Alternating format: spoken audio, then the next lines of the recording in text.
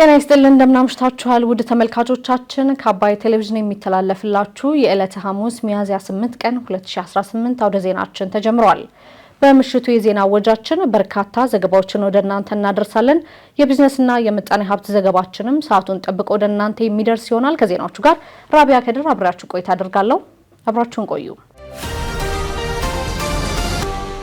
በመጀመሪያ ክፍለ ጊዜ የመረጃ ጥንቅር ሰዓታችን ጠቅላይ ሚኒስትር አብይ አህመድ የጀመርነው የብልጽግና ጉዞ በትናንሽ አጀንዳዎች የሚታወክ አይደለም ሲሉ መናገራቸውን፣ በጋምቤላ ከተማ የነዳጅ ጫና ቢኖርም ባጃጆች ላልተገባ ጥቅም ህዝቡን እያጉላሉ ነው ሲሉ ከንቲባው መናገራቸውን፣ እንዲሁም የትግራይን ወቅታዊ ሁኔታ በሚመለከት ሀሳባቸውን ያጋሩት አቶ ጌታቸው ረዳ ደብረጽዮን ከሚመሩት ጦርነት ይልቅ ሌተናል ጀነራል ታደሰ ወረደ የሚጮሁለት ሰላም ይሻለኛል ማለታቸውን የተመለከቱ መረጃዎችን ይዘናል። አብራችሁን ቆዩ። ጠቅላይ ሚኒስትር አብይ አህመድ የጀመርነውን የብልጽግና ጉዞ በትናንሽ አጀንዳዎች የሚታወክ አይደለም ሲሉ ተናገሩ። ጠቅላይ ሚኒስትር አብይ አህመድ ዛሬ ሚያዝያ 8 ቀን 2018 በኦሮሚያ ክልል አርሲ ዞን አሰላ ከተማ ተገኝተው የንፋስ ኃይል ማመንጫን መርቀዋል።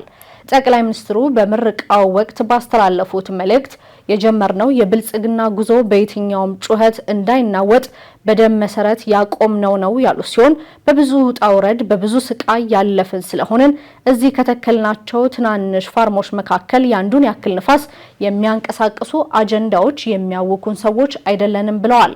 የህዝባችን ህይወት እስኪለወጥ ድረስ በሙሉ ልባችን እንሰራለን ያሉት ጠቅላይ ሚኒስትር አብይ አህመድ ሊያደናቅፈን የሚሞክር ካለ እንደማንኛውም ጉቶ ነቅለን እንጥለዋለን ሲሉም አክለዋል። ለዚህ ደግሞ ብቃት እንዳለን በተደጋጋሚ አሳይተናል ያሉ ሲሆን ከዚህ በኋላ የሚሞከሩ ሙከራዎች ካሉ በዚያው መንገድ የሚቀጥል ይሆናል በማለትም ገልጸዋል። የኢትዮጵያን ብልጽግና ስራ ሳንጨርስ ያያችሁ ያመናችሁ የተባበራችሁ አብራችሁን የቆማችሁ እንኳን ደስ ያላችሁ። ሰርተን ጨርሰን ማየት ስለቻላችሁ ስራ ስንጀምር ጨርሰን ሪቫን ስንቆርጥ ያላመናችሁ የኛ ጸሎት እድሜ ይስጣችሁ። ደጋግመን እናሳያችኋለን። እኛ ደጋግመን መፈጸም አናቆምም። እናንተም ደጋግማችሁ ማየት እንድትችሉ ጤና እንመኝላችኋለን። የጀመርነው የብልጽግና ጉዞ በየትኛውም አይነት ጩኸት እንዳይናወጥ በደም መሰረት ያቆምነው ስለሆነ በብዙ ውጣ ውረድ፣ በብዙ ስቃይ፣ በብዙ ችግር ያለፈ ስለሆነ አሁን ትናንሽ እዚህ ከተከልናቸው ፋርሞች የአንዱን ያክል ንፋስ የማያንቀሳቅሱ አጀንዳዎች የሚያውኩን ሰዎች አይደለንም። የምናደርገውን እናውቃለን። የምናደርገው የህዝባችን ህይወት እንደሚለውጥ እናምናለን። የህዝባችን ህይወት እስኪለወጥ በሙሉ ልብ በሙሉ አቅም ስራችንን እንሰራለን። ሊያደናቅፈን የሚችል ማንኛውም እንቅፋት ካለ እንደ የትኛውም ጉቶ ነቅለን በመጣል እናልፋለን። ለዚህ ደግሞ ብቃት እንዳለን በተደጋጋሚ ስላሳየን ከዚህ በኋላም የሚሞከሩ ሙከራዎች ካሉ በዚያው መንገድ የሚቀጥል ይሆናል። ኃይል ያላደራጀ በብቃት ራሱን ያላሰናዳና ያላዘጋጀ ህዝብ ይጠፋል፣ ይበተናል ያሉት ጠቅላይ ሚኒስትር አብይ አህመድ በቅርብ ላሉ ጠላቶች ብቻ ሳይሆን ከሩቅ ለሚሰነዘሩ ማንኛውም ሙከራ ኢትዮጵያ እንደ ሀገር መከላከልና መጽናት እንድትችል እየተሰራ ነው በማለትም አብራርተዋል። የጀመርነውን ልማት እንቀጥላለን። ግራ ቀኝ ሳንል ፎከስድ ሆነን በትብብር መንፈስ የልማት ጉዟችንን እናስቀጥል። ከዚህ ውጭ ያለው አማራጭ የጥፋት የጉዳት አማራጭ ብቻ ነው። ዓለም እንደምታዩት በከፍተኛ መተራመስ ውስጥ ነው ያለችው። ምግቡን ያላመረተ፣ ተቋሞቹ ያላጠናከረ፣ ኃይል ያላዘጋጀ፣ በብቃት ራሱን ያላሰናዳ ሀገርና ህዝብ ይጠፋል፣ ይበተናል። ያ እንዳይሆን በብዙ መልኩ አቅማችን እያደረጀን በቅርብ ላሉ ጠላቶች ብቻ ሳይሆን ከሩቅ ለሚሰነዘር ማንኛውም ሙከራም ኢትዮጵያ መከላከልና እንደ ሀገር መጽናት እንድትችል ከፍተኛ ስራዎች እየተሰሩት ስለሆነ የኢትዮጵያ አርሶ አደሮች ዛሬም እንደ ትናንቱ ኢትዮጵያን ለመመገብ የምታደርጉት ጥረት ይበርታ፣ ይቀጥል፣ እንዳይቋረጥ የነቃ የተማረ የሚያደርገውን የሚያቅ አርቆ ማየት የሚችል የሚተጋ ትውልድ ለባርነት ስለማይጋለጥ እኛ አባቶቻችን ባለፉበት መከራና ችግር ልጆቻችን እንዳያልፉ መሰረት ጥለን እንድናልፍ በጋራ እንድንቆም በታላቅ ትህትና አደራ ልላችሁ እወዳለሁ። በጋምቤላ ከተማ የነዳጅ ጫና ቢኖርም ባጃጆች ላልተገባ ጥቅም ህዝቡን እያንገላቱ ነው ሲሉ ከንቲባው ተናገሩ። በጋምቤላ ከተማ እየተካሄደ ባለው 12ኛ መደበኛ ጉባኤ ከጉባኤ አባላቱ ለተነሱ ጥያቄዎችና አስተያየቶች ምላሽ የሰጡት የጋምቤላ ከተማ ከንቲባ አቶ ቱት ጆክ የከተማዋን የትራንስፖርት ችግርና የህዝቡን መንገላታትም አንስተዋል። በጋምቤላ ከተማና አካባቢው በተከሰተ የጸጥታ መደፍረስ ምክንያት የተፈናቀሉ ዜጎችና ወደ ቀያቸው እንዲመለሱና ጉዳት ለደረሰባቸው ወገኖች የተለያዩ ስራዎች መከናወናቸውንም ከንቲባው አንስተዋል። ከባለድርሻ አካላት በቅንጅት በተሰሩ ስራዎች አሁን ላይ በከተማው አንጻራዊ ሰላም መኖሩንም ገልጸዋል። ከንቲባው ከትራንስፖርት ታሪፍ ጋር ተያይዘው ለቀረበላቸው ጥያቄዎች ምንም እንኳን ከነዳጅ ጭማሪ ጋር ተያይዘው የመጣ ጫና ቢኖርም ከህዝብ ጥቅም ይልቅ የራሳቸውን ጥቅም የሚያስቀድሙ ባጃጆች በመኖራቸው ህዝቡ እየተንገላታ መሆኑን ያነሱ ሲሆን ከተማ አስተዳደሩ ጥብቅ ክትትል እያደረገም ነው ብለዋል። በከተማው ላይ ያለው የዋጋ ንረትን ለማረጋጋት ከባለድርሻ አካላት ጋር በመሆን የተለያዩ ስራዎች እየተሰሩ እንደሆነም ገልጸዋል። በጋምቤላ ከተማ ያለው የንጹህ መጠጥ ውሃ አቅርቦትን በተመለከተ ከጉባኤ አባላት ለቀረበላቸው ጥያቄ ከኮሪደር ልማት ጋር ተያይዞና በሌሎች ችግሮች እየቀረበ ያለው የውሃ መጠን በቂ ያለመሆኑን የገለጹ ሲሆን የኮሪደር ልማቱ ሲጠናቀቅ ነባር መስመሮች እንዲገናኙ ይደረጋሉ ብለዋል። አቶ ቱት ጆክ መሬት በሊዝ ወስደው ግንባታ ያልጀመሩና ተጀምረው ያልተጠናቀቁ ህንጻዎች ለከተማው እድገት ወሳኝ ስለሆኑ ወደ ስራ እንዲገቡ ይደረጋል፣ ካልሆነ ከተማ አስተዳደሩ እርምጃ ይወስዳል ሲሉም ስለ መሬት ልማትም ተናግረዋል። ከንቲባው በአጠቃላይ ህብረተሰቡ የሚያነሳቸውን የማህበራዊ፣ ኢኮኖሚያዊ፣ ፖለቲካዊና የመሰረተ ልማት ጥያቄዎች ምላሽ ለመስጠት ከተማ አስተዳደሩ እየሰራ ነው ማለታቸውን ከክልሉ መንግስት ኮሚኒኬሽን ቢሮ ያገኘነው መረጃ ያመለክታል። የትግራይን ወቅታዊ ሁኔታ በሚመለከት ሀሳባቸውን ያጋሩት አቶ ጌታቸው ረዳ ደብረጽዮን ከሚመሩት ጦርነት ይልቅ ሌተናል ጀነራል ታደሰ ወረደ የሚጮሁለት ሰላም ይሻለኛል አሉ። በደብረጽዮን ገብረ ሚካኤል የሚመራው የህወሓት ቡድን የእብዶች ስብስብ ነው ሲሉ የስምረት ፓርቲ ፕሬዝዳንት አቶ ጌታቸው ረዳ ተችተዋል። አቶ ጌታቸው ትናንት ማምሻውን በማህበራዊ ትስስር ገጻቸው በትግርኛ ባሰፈሩት መልእክት ይህ ቡድን የትግራይን ህዝብ መልሶ ወደ እሳት ለመማገድ እየሞከረ ነው ብለዋል። ከ7 ዓመት በፊት ህገ መንግስትን አክብረናል፣ ምርጫ ማካሄድ አለብን ብለን ወስነን ምርጫ አድርገን ነበር ያሉት አቶ ጌታቸው በውሳኔው ውስጥ እርሳቸው እንደነበሩበትም ተናግረዋል። ይሁን እንጂ ይህ ካደረግን በኋላ የተፈጠረው ዓለም ያውቀዋል፣ እንደ ህዝብ የት እንደደረስን ይታወቃል በማለት የውሳኔውን ስህተት አቶ ጌታቸው አንስተዋል። ፕሪቶሪያ ከተፈረመ በኋላ የህዝብ ስቃይና ረሃብ አለማብቃቱን ጠቁመው አሁን ላለው ውርደትና መፈናቀል ምክንያት የሆነው የቀድሞ የህወሓት ቡድን አመራር አሁን ህዝቡንም ወደ እሳት እየከተተ መሆኑንም አብራርተዋል። አሁን ደግሞ መንግስታችን ይመለስ በሚል 100ኛ ዙር የእብደት ዘመቻ እየተካሄደ ነው ያሉት የስምረት ፓርቲ ፕሬዝዳንት አቶ ጌታቸው 5 ዓመት ያለፈውን ምርጫ እያነሳ በህዝብ ተመርጫለሁ እያለ ነው ብለዋል። አቶ ጌታቸው የደብረጽዮን ቡድን አመራሮች የሚያዳምጣቸው ካገኙ የማያደርጉት የጥፋት ስራ የለም በማለትም ተችተዋል።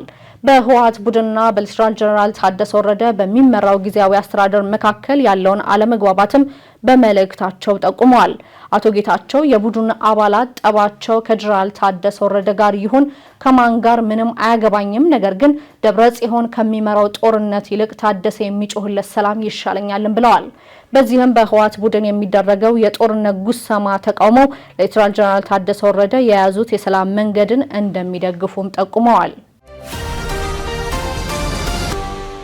የተወደዳችሁ ተመልካቾቻችን እየተከታተላችሁ ያላችሁት ከአባይ ቴሌቪዥን ወደ ዜና የመረጃ ሰዓታችን አሁንም ቀጥሏል። ወደ ሁለተኛ ዙር የመረጃ ጥንቅራችን ስናልፍ ደግሞ በአክሱም ከተማ ሙስሊሞች ላይ የደረሰውን የመብት ጥሰት የሚያጣራ የጠቅላይ ምክር ቤት ልዑክ ከትግራይ ክልል ጊዜያዊ አስተዳደር ፕሬዝዳንት ጋር መወያየቱን እንዲሁም እስራኤል ለሶማሌላንድ ዲፕሎማሲያዊ ተወካይ ለመሾም ያሳለፈችውን ውሳኔ ተከትሎ ሶማሊያ ተቃውሟን ማሰማቷን ጨምሮ ሌሎች መረጃዎችን ቴድሮስ አይቸው እንደሚከተል ያስደምጠናል። አብራችሁን ቆዩ። ጤና ሚኒስቴር ከግልና ከመንግስት ሆስፒታሎች ጋር ለ175 የልብ ህሙማን ህጻናት ነጻ የልብ ቀዶ ህክምና ለመስጠት የሚያስችል የመግባቢያ ሰነድ ተፈራረመም። ጤና ሚኒስቴር ከግልና ከመንግስት ሆስፒታሎች ጋር ለ175 የልብ ህሙማን ህጻናት ነጻ የልብ ቀዶ ህክምና ለመስጠት የሚያስችል የመግባቢያ ሰነድ ተፈራርሟል። የመግባቢያ ሰነዱ በጤና ሚኒስቴርና የልብ ቀዶ ህክምና አጋር በሆኑ የግልና የመንግስት ሆስፒታሎች የተፈረመ ሲሆን ነጻ የልብ ቀዶ ህክምና ዘመቻው ከሚያዝያ 12 ቀን ጀምሮ ለ45 ቀናት በግልና በመንግስት ሆስፒታሎች የሚሰጥ ይሆናል። የመግባቢያ ሰነዱን ከጤና ሚኒስቴር ጋር የተፈራረሙት የህርት ቱ ህርት ቺልድረን ኤዲ የኢትዮጵያ የልብ ማህበር፣ የቅዱስ ጳውሎስ ሆስፒታልና ሚሊኒየም ሜዲካል ኮሌጅ፣ የጥቁር አንበሳ ስፔሻላይዝድ ሆስፒታል፣ የቅዱስ ጴጥሮስ ስፔሻላይዝድ ሆስፒታል፣ የኢትዮ ኢስታንቡል ሆስፒታል፣ የአልውዘር የልብ ህክምና ማዕከልና የኢትዮጵያ የልብ ህሙማን መርጃ ናቸው። የልብ ቀዶ ህክምና ዘመቻው በዘርፉ ያለውን ጫና ለማቃለል የጎላ አስተዋጽኦ እንደሚኖረው የተናገሩት የጤና ሚኒስትር ዶክተር መቅደስ ዳባ የመንግስትና የግል ተቋማት በትብብር ሲሰሩ ዘለቄታዊ ለውጥ እንደሚመጣ ገልጽ የመግባቢያ ሰነዱን የፈረሙ አካላትን አመስግነዋል። በተጨማሪም በሶማሌ ክልል ጅግጅጋ ከተማ ለ20 የልብ ህሙማን ህጻናት ህክምናው የሚሰጥ ሲሆን ይህም በአጠቃላይ አገልግሎቱን የሚያገኙ ህጻናት ቁጥርን ወደ 195 ከፍ እንደሚያደርገው ከጤና ሚኒስቴር ያገኘነው መረጃ ያመላክታል። በአክሱም ከተማ ሙስሊሞች ላይ የደረሰውን የመብት ጥሰት የሚያጣራው የጠቅላይ ምክር ቤቱ ልዑክ ከትግራይ ክልል ጊዜያዊ አስተዳደር ፕሬዝዳንት ጋር መወያየቱ ተገለጸ። በትግራይ ክልል አክሱም ከተማ ውስጥ ባሳለፍነው ጁምዓ ሙስሊሞች ተከራይተው በሚሰግዱበት ስፍራ በነበሩ ሰጋጆች ላይ የድብደባ ጥቃት የተፈጸመ ሲሆን በርካታ የቅዱስ ቁርአን ቅጂዎችን መቀደዳቸው ተገልጿል። በተጨማሪም በኪራይ መስገጃው ንብረቶች ላይ በጸጥታ ኃይሎች በተወሰደ እርምጃ ጉዳት መድረሱን እንዲሁም በርካታ ሙስሊም አማኞች ለእስር መዳረጋቸውን የገለጸው የኢትዮጵያ እስልምና ጉዳዮች ጠቅላይ ምክር ቤት ጥቃቱን ተከትሎ ታዲያ በአክሱም ከተማ ሙስሊሞች ላይ የደረሰውን የመብት ጥሰት የሚያጣራ ልዑክ ወደ ትግራይ ክልል ልኳል። ይህ አጣሪ ልዑክ በትናንትናው ዕለት ከትግራይ ክልል ጊዜያዊ አስተዳደር ፕሬዝዳንት ሌተናል ጀነራል ታደሰ ወረደ ጋር የተወያየ ሲሆን የተፈጸመውን ጥቃትና የመብት ጥሰት ለፕሬዝዳንቱ በዝርዝር ማስረዳቱ ነው የተገለጸው። ፕሬዝዳንቱ በበኩላቸው በአክሱም ከተማ ሙስሊሞች ላይ የደረሰው የሰብአዊ መብት ጥሰት እንዲሁም ሃይማኖትን መሰረት ያደረገ ጥቃት ተቀባይነት የሌለውና የሚወገዝ ተግባር መሆኑን ጠቅሰው የክልሉ ጊዜያዊ አስተዳደር የተፈጠረውን ችግር በሰላማዊ መንገድ ለመፍታት ቁርጠኛ መሆኑን አረጋግጠዋል ሲል ያሳወቀው የኢትዮጵያ እስልምና ጉዳዮች ጠቅላይ ምክር ቤት ህዝብ ግንኙነት ነው። በአክሱም ከተማ ሙስሊሞች ላይ ለሚደርሰው ሃይማኖትን መሰረት ያደረገ የመብት ጥሰት ዘላቂ መፍትሄ ለመስጠት የክልሉ መንግስት ከክልሉ እስልምና ጉዳዮች ከፍተኛ ምክር ቤት ጋር በትብብር እንደሚሰራም ፕሬዝዳንቱ አስረድተዋል። አጣሪ ልዑኩ በአክሱም ከተማ በሙስሊም ላይ የሚደርሰውን የመብት ጥሰት በጥልቀት አጣርቶ የመፍትሄ ምክረ ሐሳቦችን ያካተተ ሪፖርት ለጠቅላይ ምክር ቤቱ እንደሚያቀርብ ከጠቅላይ ምክር ቤቱ ህዝብ ግንኙነት ያገኘነው መረጃ ያመላክታል። እስራኤል ለሶማሌላንድ ዲፕሎማሲያዊ ተወካይ ለመሾም ያሳለፈችውን ውሳኔ ተከትሎ ሶማሊያ ተቃውሞዋን አሰማች። የእስራኤል መንግስት አንጋፋውን ዲፕሎማት ሚካኤል ሎተምን ለሶማሌላንድ የመጀመሪያው አምባሳደር አድርጎ መሾሙን በይፋ አስታውቋል። ይህ ታሪካዊ የተባለለት ሹመት የተከናወነው እንደ አውሮፓውያን አቆጣጠር በታህሳስ 25 በሁለቱ ወገኖች መካከል የተደረሰውን የሁለትዮሽ ዕውቅና ተከትሎ ሲሆን ለዘመናት የቆየውን መደበኛ ያልሆነ ግንኙነት ወደ ሉዓላዊ ዲፕሎማሲያዊ ወዳጅነት አሸጋግረውታል። አምባሳደር ሚካኤል በክልሉ ነዋሪ ያልሆኑ አምባሳደር ሆነው የሚያገለግሉ ሲሆን ቀደም ሲል በኬንያና በመካከለኛው ኤሲያ ሀገራት የነበራቸውን ሰፊ ልምድ ለዚህ አዲስ ተልዕኮ እንደሚጠቀሙበት ተገልጿል። ይሁን እንጂ በሞቃዲሾ የሚገኘው የሶማሌ መንግስት እርምጃውን የሀገሪቱን ሉዓላዊነት በመጣስ ነው በማለት አውግዞታል። ይህ ዲፕሎማሲያዊ እንቅስቃሴ እስራኤል በቀይ ባህርና በባልኤል ማንደብ የባህር መስመር ላይ ያላትን ስትራቴጂካዊ ተጽዕኖ እንደሚያጠናክርላትም ተገልጿል። የሶማሊያ የውጭ ጉዳይ ሚኒስትር ባወጣው መግለጫ ይህ የእስራኤል እርምጃ የሶማሌን ሉዓላዊነትና የግዛት አንድነት የሚጥስ ነው ብሏል። ሶማሌላንድ የሶማሊያ አንድ አካል መሆኗን የጠቀሰው የሶማሊያ ውጭ ጉዳይ ሚኒስትር መግለጫም ማንኛውም ከፌዴራል መንግስቱ ዕውቅና ውጭ የሚደረግ ዲፕሎማሲያዊ ግንኙነት ዓለም አቀፍ ሕግንና የተባበሩት መንግስታትን ቻርተር የሚጥስ ነው ሲል ገልጿል። የተባበሩት መንግስታት፣ የአፍሪካ ህብረት፣ የአረብ ሊግና የእስላማዊ ትብብር ድርጅት እስራኤል ውሳኔዋን እንድትቀለብስ ግፊት እንዲያደርጉና የሶማሊያን አንድነት እንዲያስከብሩ ጥሪ አቅርበዋል። የሶማሊያን ተቃውሞ አስመልክቶ ራሷን ነጻ ሀገር አድርጋ ያወጀችው ሶማሌላንድ በበኩሏ ባወጣችው መግለጫ ከእስራኤል ጋር ያላትን ዲፕሎማሲያዊ ግንኙነት አስመልክቶ የሶማሌ ፌዴራል መንግስት ያቀረበውን መግለጫ ውድቅ በማድረግ የውጭ ግንኙነቷ የሉዓላዊ ስልጣኔዋ ጉዳይ መሆኑን ገልጻለች። የሞቃዲሾ መንግስት ያቀረባቸው ክርክሮች በህግ መሰረት የሌላቸው፣ በታሪክ ስህተት የሆኑና እውነታውን ያልተከተሉ ናቸው ስትል አጣጥላለች። በዝርዝር ወደ ያዝነው መረጃ ስናልፍ ደግሞ በፓኪስታን አደራዳሪነት በኢራንና በአሜሪካ መካከል ያለው ልዩነት ቢጠብም አሁንም አለመግባባቶች መቀጠላቸውን ከፍተኛ የኢራን ባለስልጣን ተናገሩ። በፓኪስታን አደራዳሪነት በኢራንና በአሜሪካ መካከል የተደረገው ጥረት መጠነኛ መሻሻል ቢያሳይም በሁለቱ ሀገራት መካከል ያለው መሰረታዊ ልዩነት አሁንም እንዳልተፈታ አንድ ከፍተኛ የኢራን ባለስልጣን ገልጸዋል። ይህ በእንዲህ እንዳለ ኢራን በቀጣይ ጦርነት እንደማይቀሰቀስ የሚያረጋግጥ ዘላቂ ስምምነት ላይ ከተደረሰ መርከቦች በሆርሙዝ ወሽመጥ በነፃ እንዲጓዙ የመፍቀድ ፍላጎት እንዳላት ተሰምቷል። ዝርዝሩን ዘነበ ህሎፍ እንደሚከተል ያስደምጠናል። አብራችሁን ቆዩ። በፓኪስታን አደራዳሪነት በኢራንና በአሜሪካ መካከል ያለው ልዩነት ቢጠብም አሁንም አለመግባባቶች መቀጠላቸውን ከፍተኛ የኢራን ባለስልጣን ተናገሩ።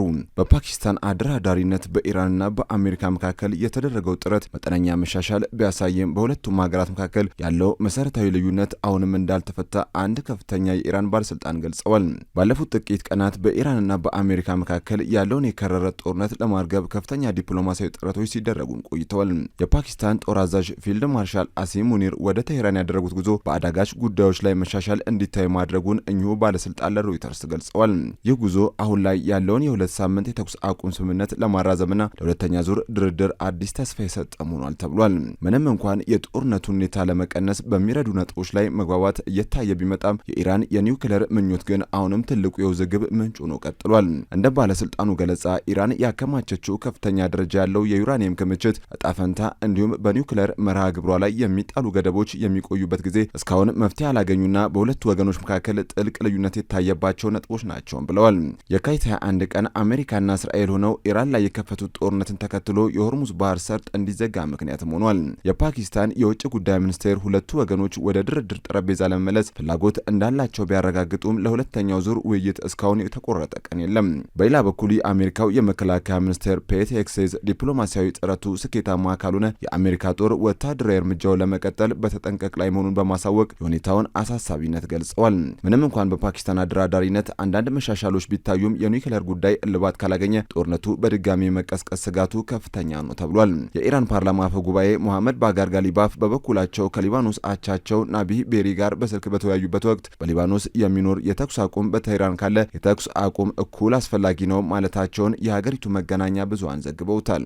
አፈጉባኤው አክለውም በኢስላማባድ በነበረ ድርድርና ከዚያም በኋላ ኢራን ጠላቶቿ ቋሚ የተኩስ አቁም ላይ እንዲስማሙ ጫና ስታደርግ እንደነበር ተናግረዋል። ጋሊባፍ ዛሬ ከፓኪስታን መከላከያ አዛዥ ጋር መገናኘታቸውን መገናኛ ብዙሃን ዘግበውታል። የኢራን ጦርነት ከተጀመረ ጊዜ አንስቶ ጋሊባፍ በአገሪቱ ፖለቲካ ውስጥ ቁልፍ የፖለቲካ ሰው ሆነው ወጥተዋል ተብሏል። ይህ በእንዲህ እንዳለ ኢራን መርከቦች በኦማን ወገን በነጻነት እንዲጓዙ ልትፈቅድ እንደምትችል ተሰምቷል።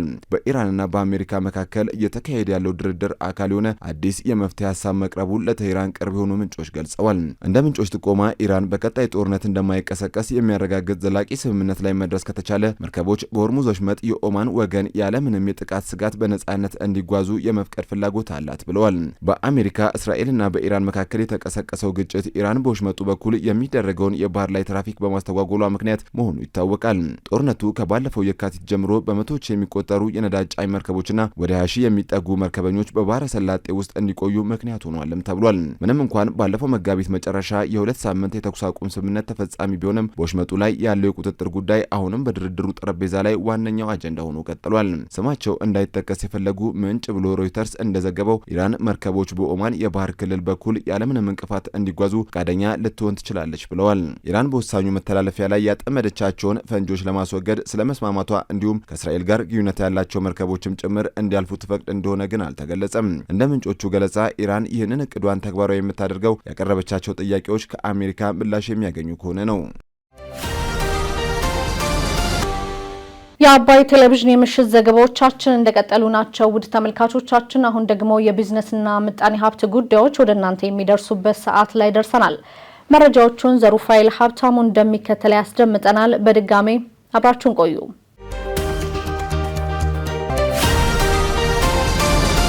በ9 ወራት ውስጥ ከውጪ ንግድ 7.7 ቢሊዮን ዶላር ገቢ መገኘቱን የንግድና ቀጠናዊ ትስስር ሚኒስቴር አስታወቀም። የንግድና ቀጠናዊ ትስስር ሚኒስቴር የ2018 በጀት ዓመት የ9 ወራት የሴክተር አፈጻጸም ግምገማን ተወዳዳሪ ንግድና ስርዓትና የተሳለጠ የገበያ ትስስር ለኢኮኖሚያዊ ሽግግር በሚል መሪ ቃል ከሚኒስቴር መስሪያ ቤቱና ከተጠሪ ተቋማት አመራሮች ጋር አካሂዷል። የግምገማ መድረኩን በንግግር የከፈቱት የንግድና ቀጠናዊ ትስስር ሚኒስትር ዶክተር ካሳሁን ጎፌ እንደገለጹት በንግድ ሴክተሩ ባለፉት 9 ወራት ካለፈው ዓመት ተመሳሳይ ወቅት ጋር ሲነጻጸር እጅግ የላቀ ውጤት ተመዝግቧል። በተለይም በውጪ ንግድ ዘርፍ 7.7 ቢሊዮን ዶላር ገቢ በማስገኘት የታቀደውን 121 በመቶ ማሳካት መቻሉን ትልቅ ስኬት መሆኑን ጠቁመዋል። በአገር አቀፍ ደረጃ 2,936,270 የንግድ ምዝገባና ፍቃድ አገልግሎቶችን በመስጠት የእቅዱን 109 በመቶ ማሳካት መቻሉን ገልጸዋል። ይህም ከፍተኛ ውጤት የዘርፉን አዳጊነት የሚያሳይ ነው የተባለ ሲሆን በተካሄዱ 1.5 ሚሊዮን የድህረ ፍቃድ ኢንስፔክሽን ስራዎች የጥፋት ደረጃዎች እየቀነሱ መጥተዋልም ተብሏል። የግብይት መሰረተ ልማትን በማስፋት የቅዳሜና እሁድ ገቢዎች ቁጥር 2190 መድረሱና በኢኮሜርስ ዘርፍም ተጨባጭ ስራዎች መከናወናቸውንም ገልጿል። ቀደም ሲል በከፍተኛ የውጭ ምንዛሪ ወጪ ወደ ውጭ ሀገር ተልከው ይመረመሩ የነበሩ ምርቶች አሁን በሀገር ውስጥ ላቦራቶሪዎች እንዲመረመሩ በማድረግ ትልቅ ስኬት መመዝገቡን ጠቁመዋል። ዶክተር ካሳሁን ጎፌ በተመዘገበ ውጤት ሳይዘናጉ የትናንት ጉድለቶችን በማረም ለበለጠ ውጤት መትጋት እንደሚገባም አሳስበዋል።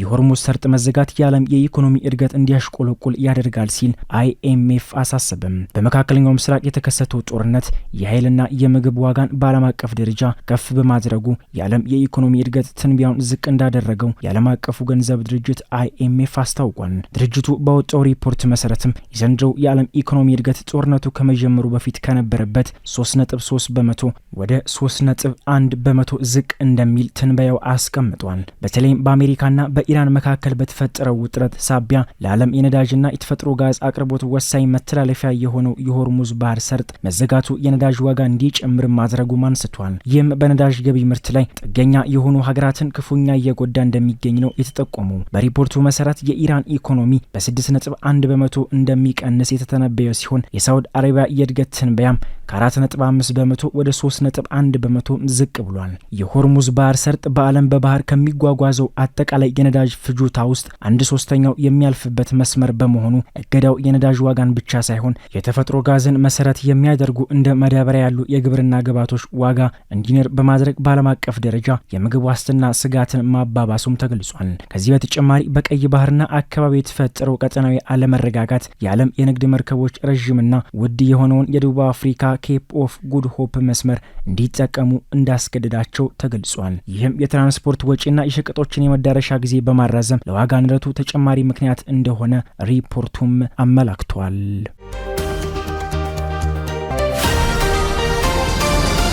የፌዴራል ተቋማት የንብረት አወጋገድ ስርዓት በርካታ ችግሮች እንደሚታይበት በጥናት ተመላከተ።